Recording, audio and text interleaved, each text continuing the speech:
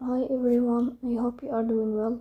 Today we'll talk about how to fix or how to solve the problem of Mongo app you click on settings. In this page, we click on apps, default apps, app settings. In this list, we'll search about the application of Mongo and we click here. In this page of app info, we click on first stop and we click OK. Here you will enter to storage. Then here we click on clear cache.